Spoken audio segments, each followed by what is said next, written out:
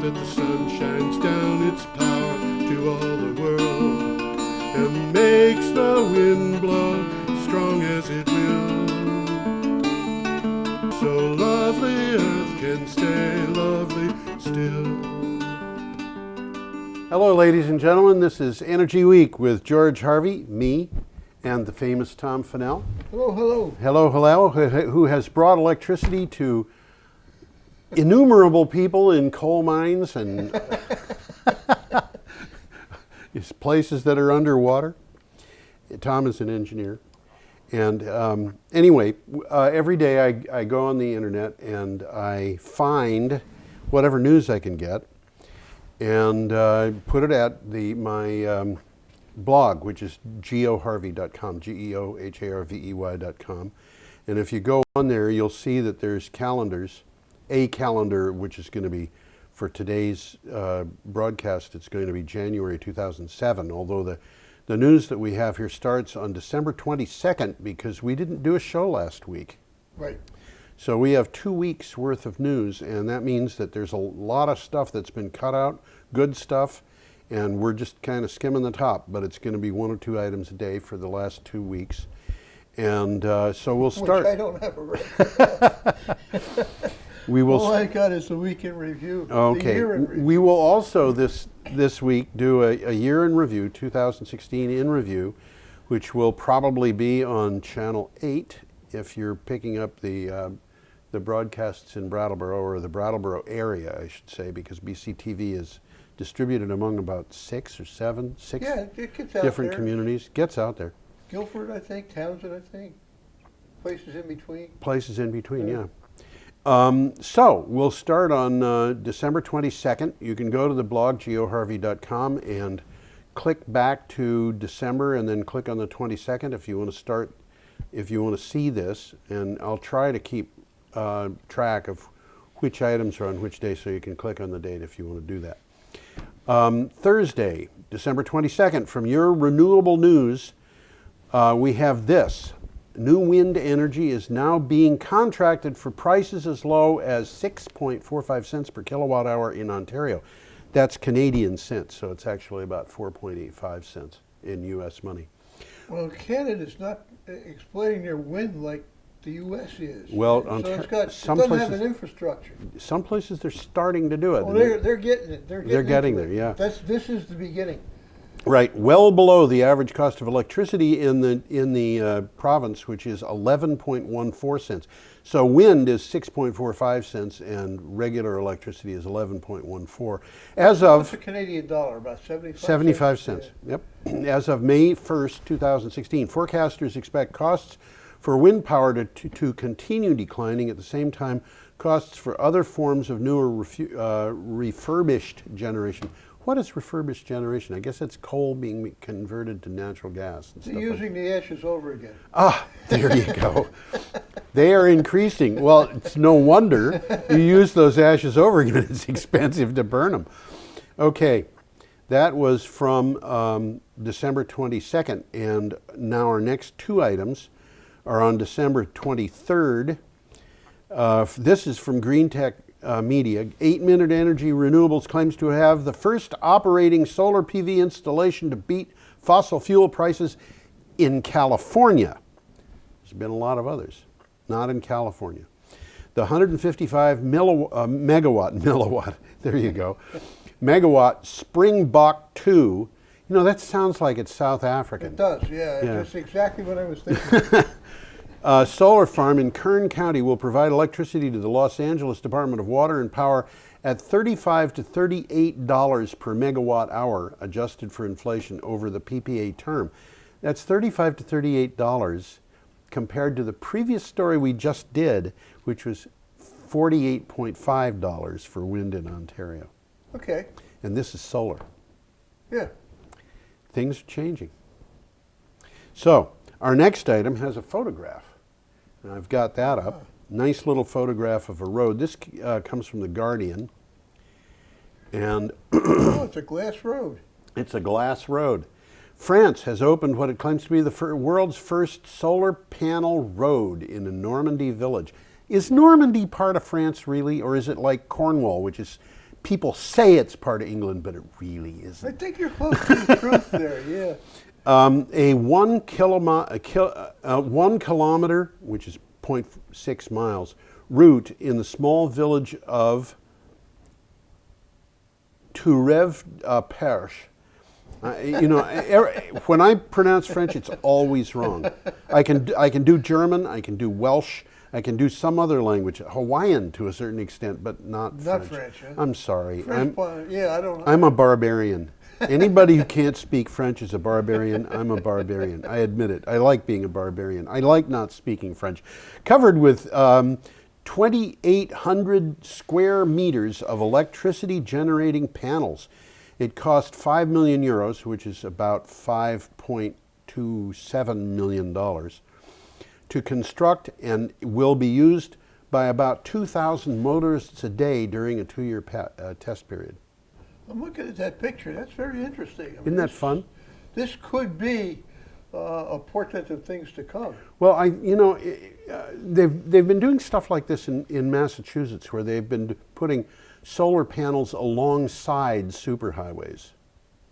Okay. All right. Well, we talked about a couple up, I think, from Minnesota that invented a That's right. solar road. They had a solar road Yeah. too, and this actually, I don't know if this is derived from their invention or not. I can tell by looking at those panels that they're not identical panels, because their panels were hexagons, as I recall. But this is an interesting thing, because the area of the United States that is covered by road is It's like enormous. it's like the size of New England. Yeah, easily. It's mind-boggling. When I was a kid, I remember hearing the statistic that the area of the United States covered by road was, or by asphalt, I should say, was the size of Louisiana, and it's grown since More then. than that now. Yeah. Okay, should we go on? I think we can. Okay, we're up to Saturday, December 24th. We're really cutting through this fast because it's 2 weeks worth of news. This is from Renewable Energy Focus. A study from engineers at La Pinaranta University of Technology shows that South Africa could transition to fully renewable electricity by 2030. That's only pretty soon. 13 years. They could Fully go. renewable. That's right. Now, do they have a source of fuel? Do they have coal? Do they have oil?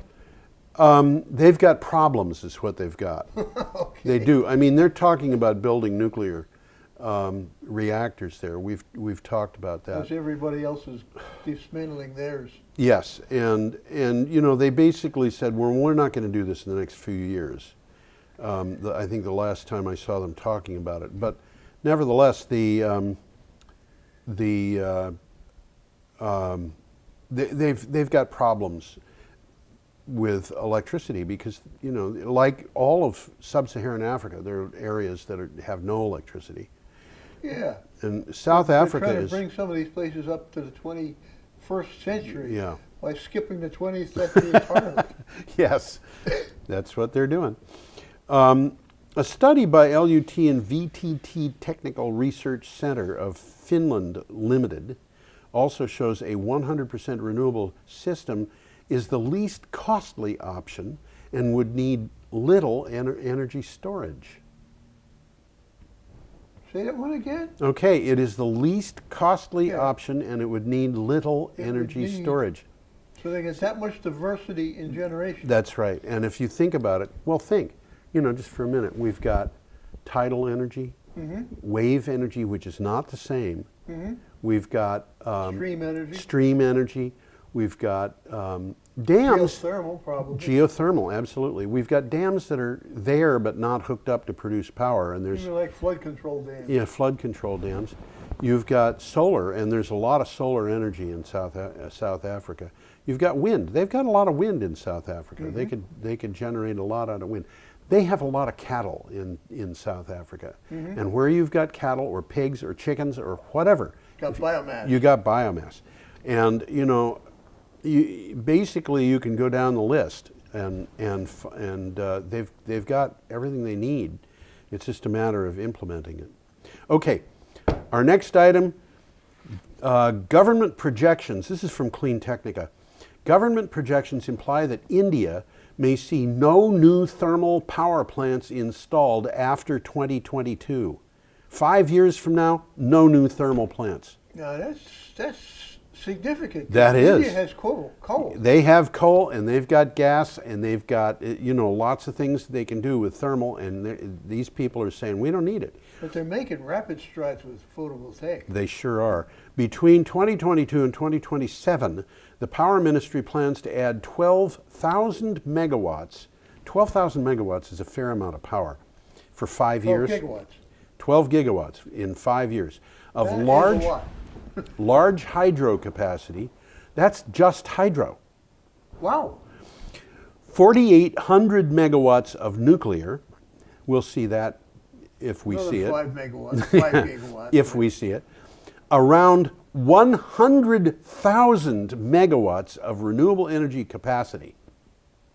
Wow. Other than Other than hydro. those two that we just. Other than hydro. So that means solar and wind and biomass would be 100,000, 100 gigawatts, and no new thermal capacity. Now, you know what? I count nuclear as thermal capacity. Well, okay. I mean, it is thermal. You need That's cooling the way it towers. works. Yeah. Anyway, that's from Clean Technica. And I find that kind of amazing. So we are up to Christmas Day, December 25th. And believe it or not, I got up early Christmas Day and did the blog, geoharvey.com. And this is from the Globe and Mail. We have a nice picture here of Look a at Canadian that. wind farm. That's Isn't a that pretty set of rocks, isn't it? Yeah, it is, yeah. That's an Alberta wind farm. In 2016, renewable energy surpassed coal as the leading source of installed power capacity. China, and this is worldwide. China's carbon emissions peaked. German upper house voted to ban gasoline-powered cars by 2030. Wow. Vancouver, excuse me, Vancouver chose to ban natural gas in new buildings by 2030, and Canada is well on its way to a renewable future. This is basically, Globe and Mail talking about all the wonderful things that happened in 2016, and of course, this particular article ignores the not so wonderful things. Mike? Oh, people who have got probably, our government in Washington, D.C. is probably the most ignorant group of governing people ever put into power, anywhere, by anybody. I got news for you. We got a better one coming up. Man. Well, it's going to be the wreckage of the Republican Party. It could very well be. It really will be. The Republican Party is divided amongst... They're quite divided now. Yeah, amongst traditional Republicans, who, by the way, are not just conservatives, they're also conservationists. Yeah. Isn't it interesting they both belong with conserve? Yeah. Tea Party people, Yeah. who many of whom are just... Some of them are very smart, and some of them are just wackadoodle. But they're a little bit disgruntled. Yes, they're disgruntled. That's a good way to put it. And then you've got the Trump supporters, who are kind of mind-boggling, because the only thing they want to do is make money for business. Mm-hmm. How well is that going to sit on the average person who voted for Donald Trump? He's going to feel completely misrepresented. One might think. Yeah, one might think. And then you've got, I don't know. Anyway, what we should do is probably go on. Yeah. Okay, we're up to December 26th, and this is another item coming up. This is the Lazard LCOE version 10. This is the unsubsidized levelized cost of energy comparison, and I'm sorry. This is a very accurate measuring stick. It really Right. is. This includes everything. Everything. This is the average cost of unsubsidized power, if you were buying unsubsidized power on the market in 2016, and this is an opinion piece in Clean Technica titled "Low Costs for Solar Power and Wind Power Crush Coal, Crush Nuclear, and Beat Natural Gas." Here are 5 messages for those who want a better economy, want local energy independence, want to advance the most cost-effective choices for electric generation, or just want to make logical decisions about energy. Now, It's kind of hard to read that. it's kind of hard to read, but I'll describe it a little bit. And the thing at the bottom where it says Lazard LCOE version 10.0, if you want to see this and really get to be able to see it properly represented clearly on a computer screen, you can do a Google search on that and then look at images and you'll find it. It's there. Or go to your blog. Or go to the blog, yeah. This again being December 26th. The top bar on there is rooftop solar. Forget the cost of rooftop solar because this is the wholesale cost of electricity that somebody put up to avoid retail costs. And it really doesn't count. Then you've got... They very frequently don't even include that when they're looking Yeah. at energy. Well, and another thing to bear in mind here is that this is the average for 2016, and Bloomberg did some stuff which was the instant price at the end of the year, which means that it's not the average, it's current. And what we see here on this chart is that on the fourth line down, we need to go back to that, Tom. The fourth line... I could make it bigger. Yeah, right. The fourth line down, you can see that there's a line there where it says $49, and then in the middle is 61, and then there's a diamond with 92 next to it. That is utility scale crystalline PVs. What they're saying is that for the year, $49 to $61 for PVs. The $92 is the cost of electricity from the PVs with battery backup. Okay. All right. Okay, so it is slightly different. Yeah, and the one below it is 46 to 56. And I want to point out that the only thing on this chart that's below those prices for solar without battery backup is wind. There it is. And according to Bloomberg, the price of solar has fallen at the end of the year below the price of wind, which was still going down. And, you know, we're talking about prices that are just so far below the prices of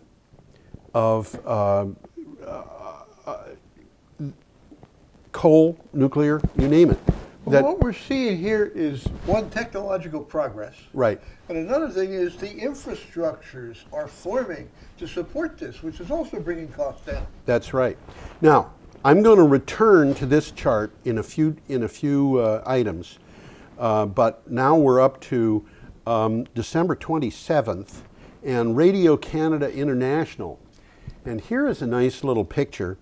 Canadian archaeologists are in a race against time. They have been collecting, studying, and preserving ancient artifacts, darts, bows, arrows, lost or misplaced by prehistoric hunters, and protected by a covering of snow over millennia. These things are thousands of years old, some of them.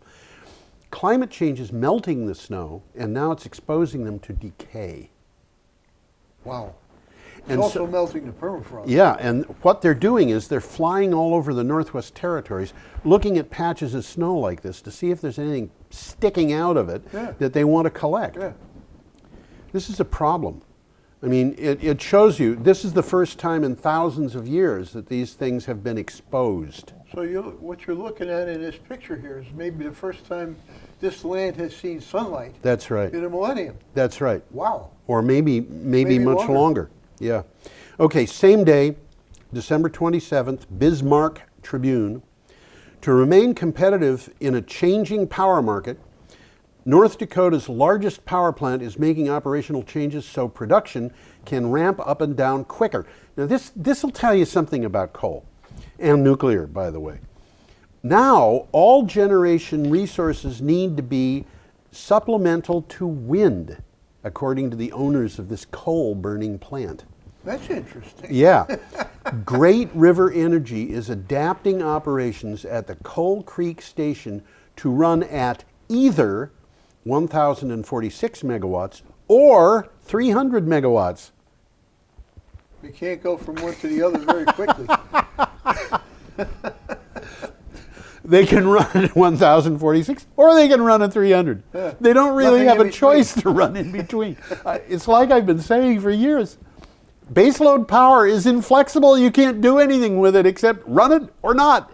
Basically, yes. Yeah. They must have 2 units here. They could shut one off, or maybe 3 units. I don't know how. You would think if you would think it would be 1,146 or 846 or 300, but it isn't. It's 1,146 or 300. Only they know. I don't know. What can I say? But there you go. Okay. Now, we are up to Wednesday, December 28th, and we have this from World Nuclear News. Oh, this is so sad. Toshiba Corporation may have to write off several $billion. That ain't hay. Because Why? Why? Because Westinghouse Electric Company purchased a year ago, their purchase a year ago of CB&I Stone and Webster, a U.S. construction firm that specializes in nuclear power projects. Westinghouse had assumed full responsibility for all AP 1000 projects under purchase agreements. So Toshiba, which owns Westinghouse, now owns CB&I Stone and Webster as a subsidiary of a subsidiary, and that particular company isn't worth what got paid for it. Somebody used to be a big engineering. Well, it still is, but somebody really got off with the goods on this one. I wonder if anybody in CB&I Stone and Webster, is it just called Stone and Webster? Well, it was. Yeah. CB&I is Chicago Bridge and Iron, I think. That's right, Chicago Bridge and Iron. Yeah. Oh, man.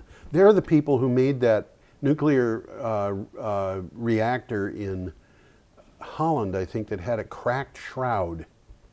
I don't know. And then all of a sudden, all of the reactors that they had built for the Europeans, they all had to be investigated. They shut them all down to... That was a different one. This is something that happened about 4 years ago. Okay. I don't know. But just imagine that. They bought something that they thought was worth so much, and it turned out to be worth so little. So little. They're getting all their eggs. Somebody saw that one coming. I suppose. This is what happens when you stumble, when you have all your eggs in one basket. Okay, Clean Technica. Norwegian oil and gas company Statoil has won the offshore wind lease for 79,350 acres off the coast of New York. Yeah, off Long Island, right? That's right. Yeah. It's kind of due south of Brooklyn, and a little bit east of that. Okay, it's out in the Atlantic Shelf. It's out in the Atlantic Shelf. It's about 15 to 30 miles to sea. The winning bid was $42.5 million. The U.S. government is getting $42.5 million here, and they're not doing anything to get it. That's cool. It's cool. The lease gives Statoil the potential to deliver up to 1 gigawatt of offshore wind, though 400 to 600 megawatts is a more likely goal. The area is 14 to 30 miles off the coast of western Long Island. Western Long Island. That would be like Coney Island. Yeah, south of Coney Island. That's right. Okay. Now we're up to Thursday, December 29th. And this came from Gas 2.0. Oh, this is amazing. This is amazing. The head of Research, Technology, and Innovation for Engie SA. You remember Engie? Used to be called GDF Suez. Now it's Engie. It's the biggest oil company. It's actually one of the biggest oil companies in the world, biggest utilities in the world. Okay. But it's a French company. It operates all over the world, and including in the United States. The head of their technology and innovation thinks the cost of solar power will drop below $10 per megawatt hour. That's 1 cent per kilowatt hour before 2025. Wow, that's a heck of a projection. That's right.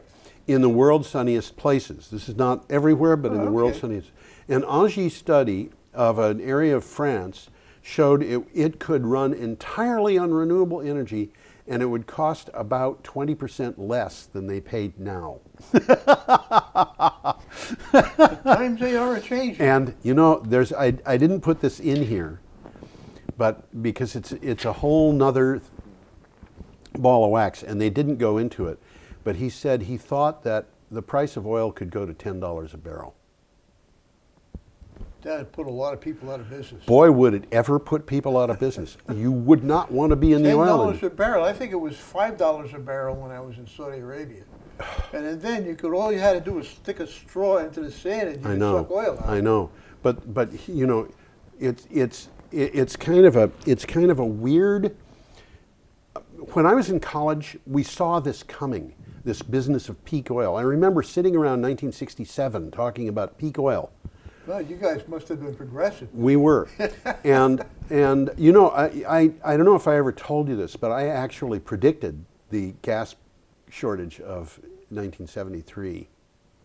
I didn't know that. Based on market stuff that I was seeing going on, and I could see that there was stuff being concealed about a lack of oil in our reserves in the United States, and that the oil companies were playing games with us. They wouldn't do that. No, not at all. Oh, no. Anyway, we were talking about peak oil, and we thought what was going to happen was demand would go up, demand would go up, demand would go up, availability would go up as new oil wells were drilled. Well, but then demand would create a demand for more oil. That's right. But at some point, you're not able to meet the demand anymore, and then the availability goes down, and the demand keeps going up. And I remember sitting there and talking with a friend of mine about this, and he said, "Look, we've got enough oil in the world to keep us going for the next 400 years, if we get all of it out from the shale deposits and so forth." And I said, well, Which nobody was doing in those days. Nobody. I said, what prevents us from doing that? He said, nothing except the price. Okay. Here's the problem. That's what we thought was going to happen. But what actually happened was demand doesn't go up, demand doesn't go up, demand doesn't go up, availability goes down. People start seeing that they're not going to have the oil, so demand starts going down.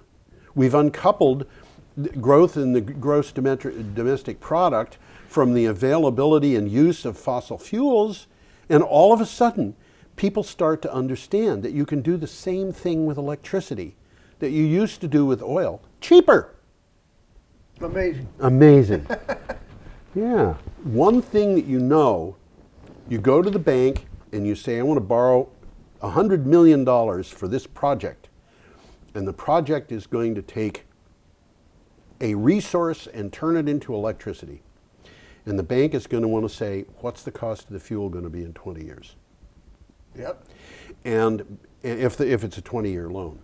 And you go to the bank and you do that saying, we're going to use coal, we're going to use oil, we're going to use gas, and you're not going to have an answer. You won't be able to tell them. No, you won't. You go to the bank and you say, we're going to do this with wind, we're going to do this with solar, and you know what the answer is? Zero. Valid point. Very valid point. Okay. Anyway, that was in Gas 2.0, and we are up to Friday, December 30th, and we have a nice little picture here. Solar panels. And this is from Clean Technica. This is an opinion piece called Solar Power is Not Merely the Least Expensive.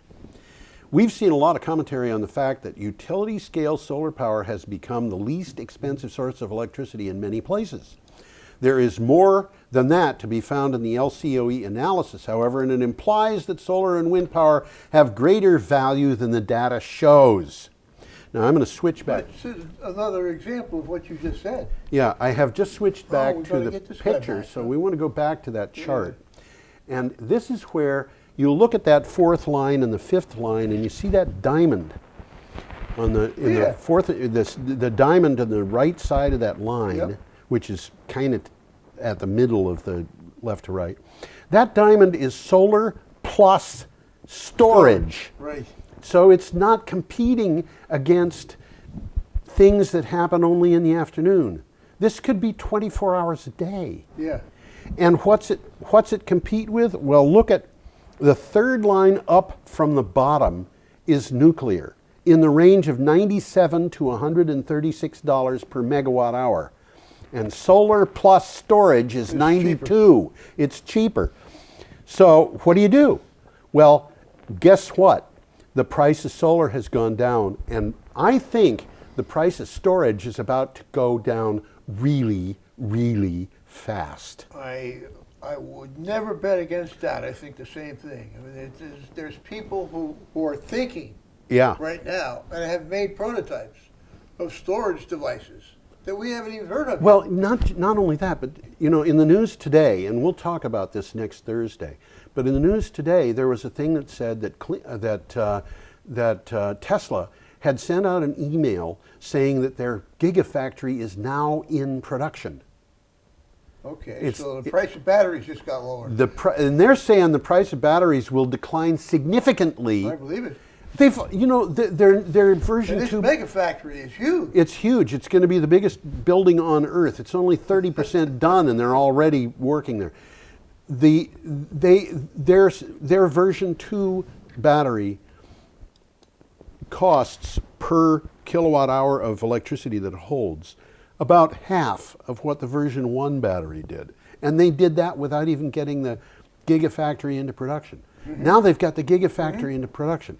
And they're planning another one. Yeah, and honestly, I think that they're going to have competition from a bunch of other battery technologies. I would expect. And there's non-battery technologies. We've talked about. It seems a little strange to run rail cars up a mountain. I love it. And then there's the Northfield pump station. Stores That's right. Been operating there for 40 years without anybody saying boo. Yeah, 42 you go walking years. in there, you don't even know it's there. Yeah, that's right. It looks like a park. It looks like a park. Why? Because it is a park. But the pumped storage is significantly cheaper than battery. Yeah. And there's in New York State there's a flywheel. There's a flywheel right near Pittsfield. Yeah, it's interesting. I looked into the characteristics of the flywheel. Yeah. And the flywheel discharges over a period of seconds. Yeah.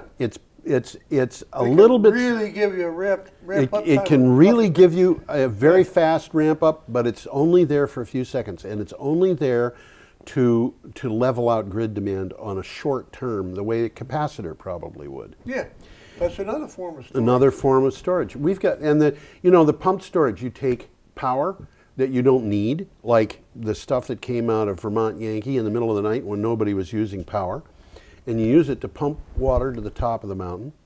And then during the daytime, when Vermont Yankee can't produce enough power, you use that water at the top of the mountain to drive turbines. It seems almost counterproductive because you're actually losing money in the process. It's that old. You're selling it for so much more money because it's in demand. That's right.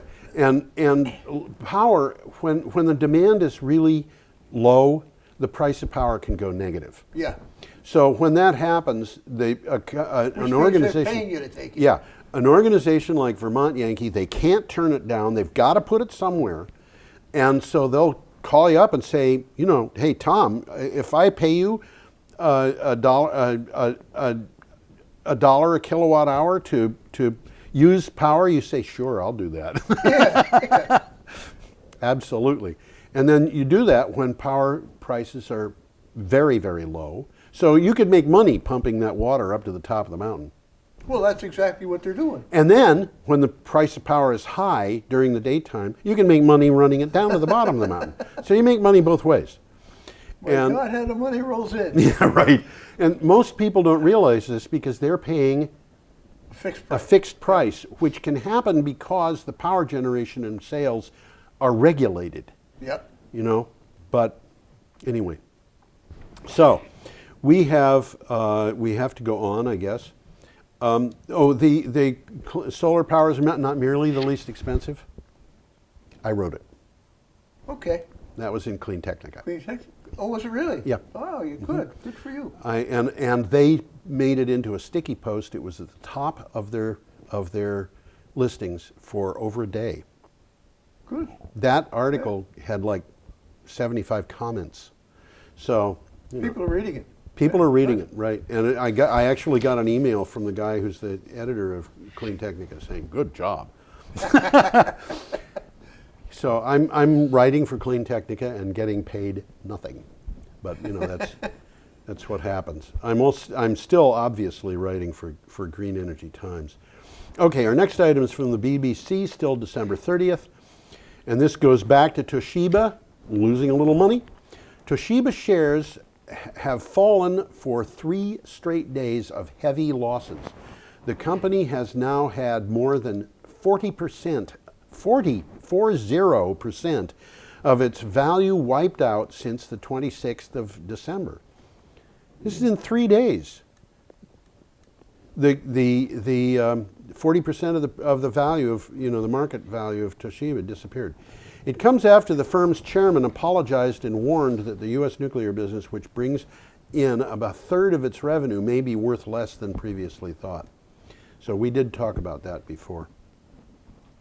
We are up to Saturday, December 31st. Just excuse me a second here. Okay, what are you trying to do? Where's happening on my computer? It's not on your computer. Huh? It's not on your computer. Remember? You didn't get this. No, something weird is happening to what is on my computer. Oh. I'm just trying to figure it out. I see. Okay. Okay, Well, I'm going to talk on while you do that. I'm finished. I hope you mean that you're finished with your job and not finished altogether. Bloomberg, December 31st. Electricity prices from Boston to Dallas plunged this year as cheap natural gas cut fuel costs and wind and solar alternatives came online. Consumers also used less electricity for the second straight year. Despite a summer heat wave, amid an industrial slowdown, growing awareness of ways to boost energy efficiency. People are using less energy. Well, that's been going on for a long time. It has been. It has been indeed. Okay. And it's one of the reasons, I think, why nuclear power is no longer attractive. Gas pipelines are the next thing online, I think, not to be attractive. Not to be attractive. Right. We are up to this year, Sunday, the 1st of January, and we have, let's see, I've got a map here. There you go. This is from scienceblog.com. Regional flood risks. The risk of flooding in the U.S. is changing regionally, according to University of Iowa engineers.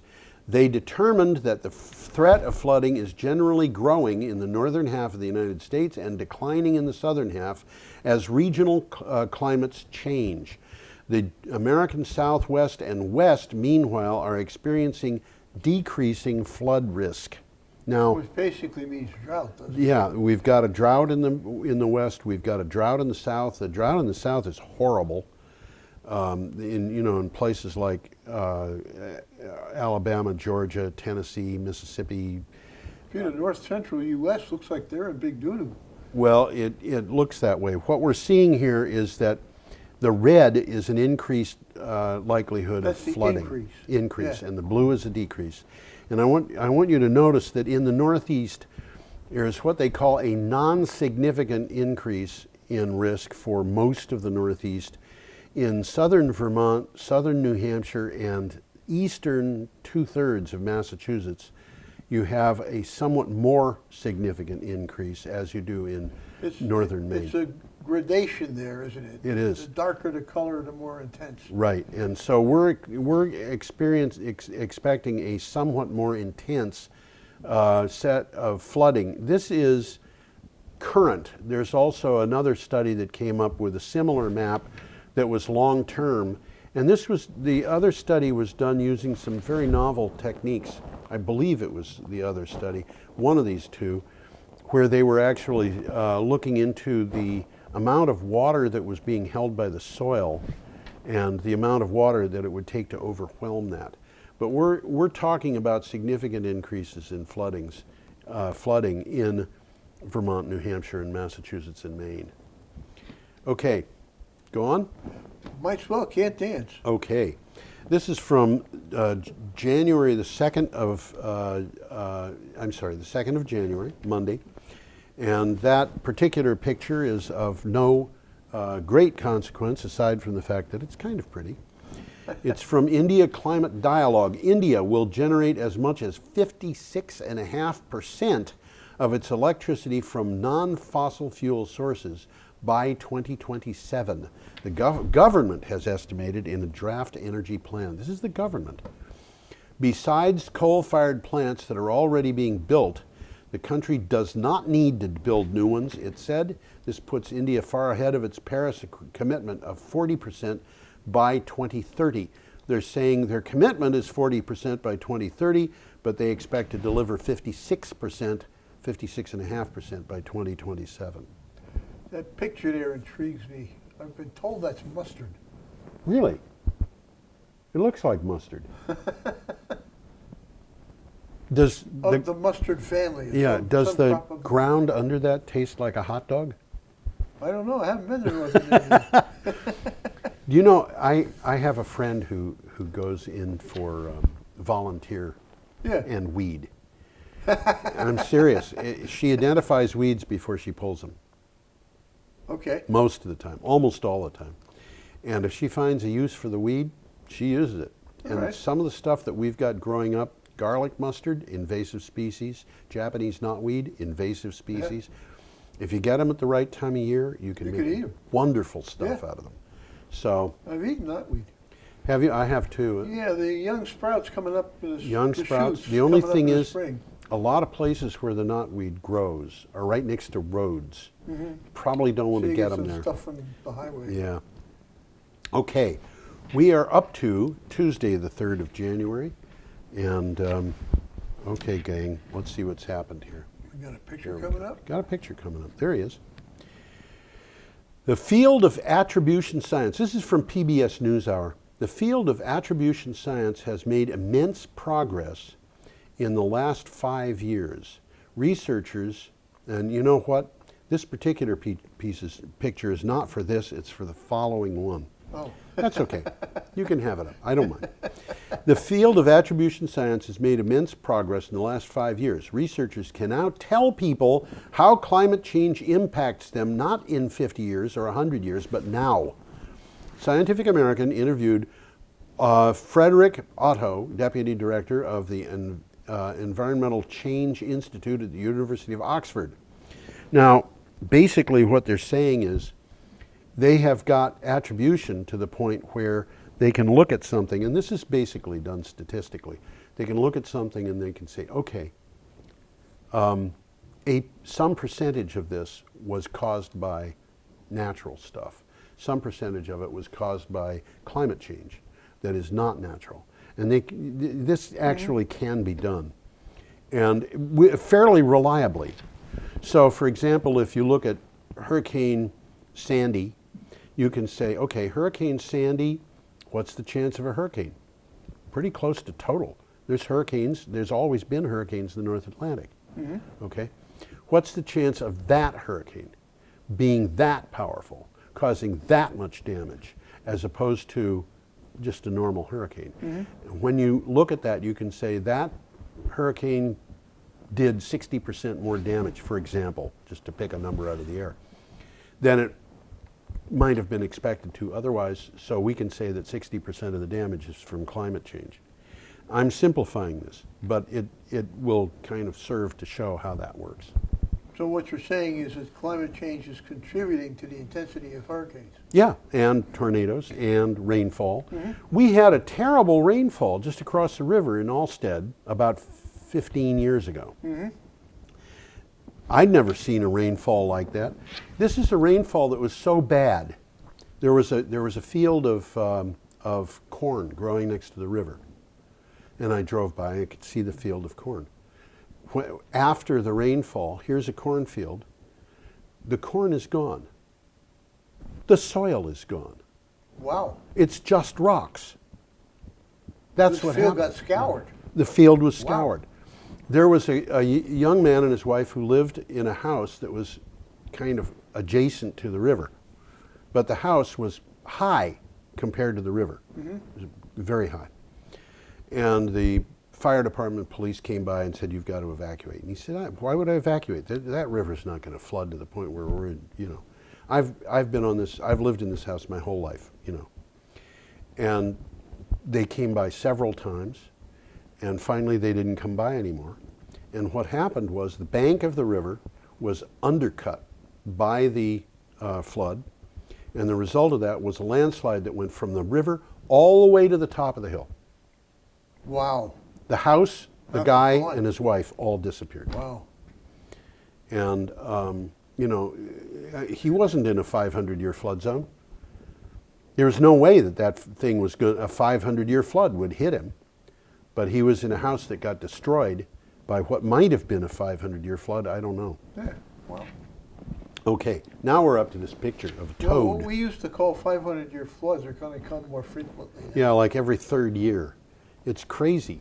You know, my daughter went out, and I remember this was, Bill Clinton was the president of the United States when this happened, but she went out to I don't know where it was she was going to, but she took a train to someplace like Phoenix and crossed the Mississippi River. And she said crossing the Mississippi River was an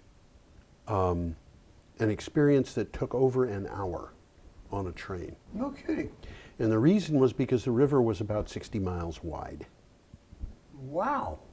This was a 500-year flood. Yeah. And it was not the first 500-year flood of the decade. Yeah, I'm surprised they could even get through. well, the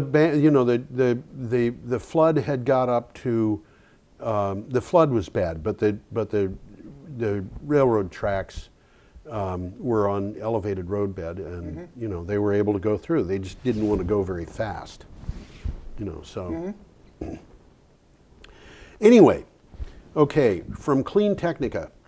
Widespread local plant and animal species extinctions are already occurring as a result of anthropogenic climate change. Research from the University of Arizona has found, it shows that local extinctions have already occurred in 47% of the 976 species analyzed in the study as a result of climate change caused by human activity. And that, the golden toad, gone. Is it gone already? It's gone. Wow. Gone. No wonder I never saw one. Yeah. Yep. But what they're saying is, you know, I talked to the World Wildlife Fund about extinction, and what they told me was that I did, you know, I got this number. They were talking about percentages of species becoming extinct, and I did a calculation. I first of all tried to find out how many species were there total, so I could figure out how many species, and I was kind of confined to multicellular species, but how many species were there? So if some percentage of them becomes extinct, how many become extinct, right? And then you take the number of minutes in a century, and you divide that by the number of species you expect to be extinct, and that'll give you the number of minutes between species. Between extinctions. Yeah, between extinctions. So I called up the World Wildlife Fund, and I said, I want to talk with a scientist who can tell me about this. And they put me straight through to one of their scientists, and I said, look, my calculations based on the news that you just presented were that we would lose another species about every 10 minutes. And he said, that's right. I want to tell you, I know this guy was a scientist because he had an Indian accent.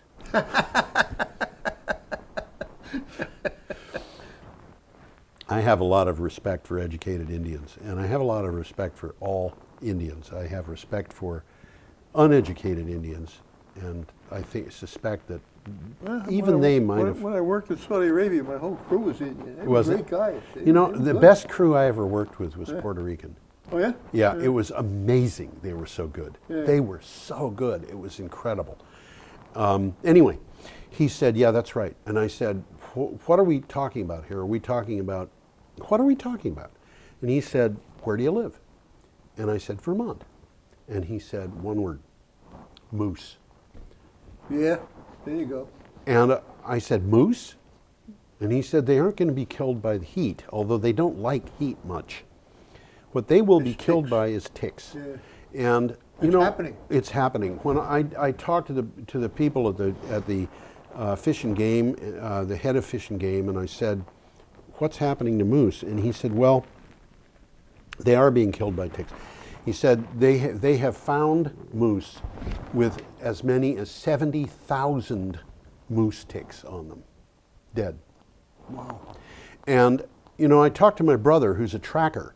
My brother is, I think he was the third tracker in North America to be licensed under a South American tracking, master tracking scheme. And in order to be licensed, you have to take a master tracker to within a certain distance of a game animal, or an animal, I should say, not necessarily a game animal. In this case, it was a moose. And he had to take this other person to within 100 feet of the moose without the moose knowing, and then get out of there without the moose knowing. Sounds like a stiff requirement. Yeah. He also had to do a bunch of other things, like look at the tracks of 10 different species and tell exactly what they were. And some of these things are so hard. How do you tell the difference between a wolf and a feral dog? How do you tell the difference between two species of mice? Well, don't ask me. I don't know. And he said some of them are easier than you would expect. A feral dog and a domestic dog, real easy. You see the tracks of a feral dog, they will run straight. You see the tracks of a domestic dog, they go all over the place. Because the domestic dog is curious about this, curious about that, doesn't really care about where his next meal is coming from, because he knows he'll get it. Yeah. The feral dog, or he's focused. He's focused. Yeah. But how do you tell the difference between a feral dog and a timber wolf of the same size? I wouldn't have a clue. I don't either. How do you, it's hard to deal with. How do you tell the difference between a cougar and a lynx? Because their paw prints are so similar in size, even though the cougar is 4 times as big. Is that so? Yeah. Lynx are designed to run on top of snow. So they got big feet. They look like the monster trucks of cats. Okay. Anyway, that's that. And we are up to our last item, which is Wednesday, January 4th, from AlterNet. And we have a picture here, which is not vitally important, but it's kind of a pretty picture of a solar field near San Antonio. 2016 is shaping up to be a milestone year for energy. When the final accounting is done, one of the biggest winners is likely to be solar power. For the first time, more generating capacity from solar power is expected to have been built in the United States than from natural gas. This is new construction. This is new construction. Wind, and this is from data from the DOE, and I want to tell you, there was more solar power installed in terms of, raw capacity this year than there was nuclear, because there was one nuclear plant installed this year. It was a little over a gigawatt. Nuclear and natural gas combined did not. I think we're going to talk about that in a year in review. I think we probably will. will. One of them, yeah. Yes.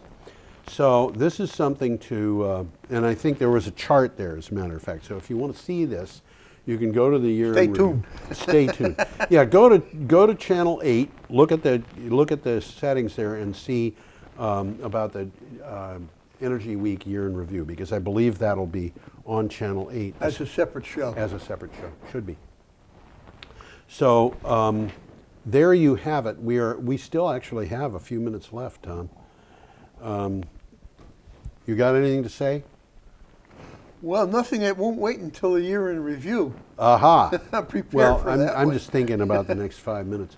The one thing that we did not go over in the week was anything relating to the fact that Donald Trump was made president-elect of the United States. And well, that's still a big mystery to everyone, including him. Yeah, I suspect that's true. This is a man. I know that I've been on the Brattleboro in the town meeting. The Brattleboro has a very unusual form of government in which they decided that they wanted to retain the traditional town meeting, but it was getting too big. With 12,000 people in the town, there's too many people for a traditional town meeting. So they have town meeting representatives, and the representatives are elected by district. And District 3, you're in District 3 too. A third of the town is in District 3, and District 3 I think had about 40 representatives. Tom was one. I was one, yeah. I am one, and have been for about 10 years. And that means that I was part of a body of people who, 140 people or thereabouts, because it was 40 people from each district and then a bunch of other people too. At large. At large, yeah. And I was have been part of that organization for, I think, 10 years, I'm going to say. And that means I have 10 years more experience in government than Donald Trump. That's a good way of looking at it. You know, there have been times in my life that I've had financial problems, but I've never declared bankruptcy, and he has 6 times. Well, you can make money by going bankrupt. Yeah, you can. And you can also say, you don't have to worry about default. You print your own money. Yep. This is not a conservative Republican. Well, it's going to be very interesting. The next few years are going to be, as they say in China, may you live in interesting times. If they want to swear at you, but they're being polite and mean. Okay, I think we should probably sign off. I am George Harvey, and this is Tom Fennell, and we will wave goodbye in the flesh. So we'll see you next week or on Channel 8. We spin and we toil, we work all day, sowing and reaping, we store goods away, so we can be dressed well on the day that we die. We dig and drill and waste what we find, break up the earth, leaving little behind, but we will grow lilies in the by and by. I want to point out that the sun shines down its power to all the world and makes the wind blow strong as it will. I want to hope gentle rains can fall upon the land, so lovely earth can stay lovely still.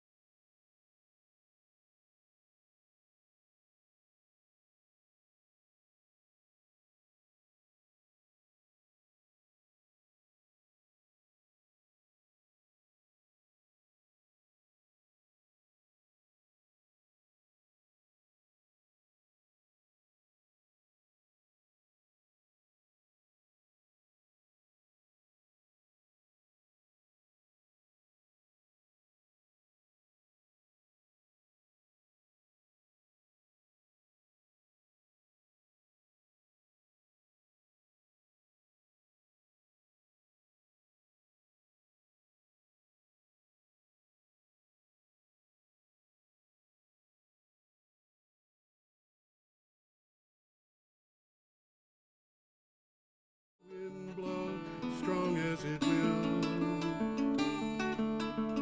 I want to hope gentle rains can fall upon the land, so lovely earth can stay lovely still.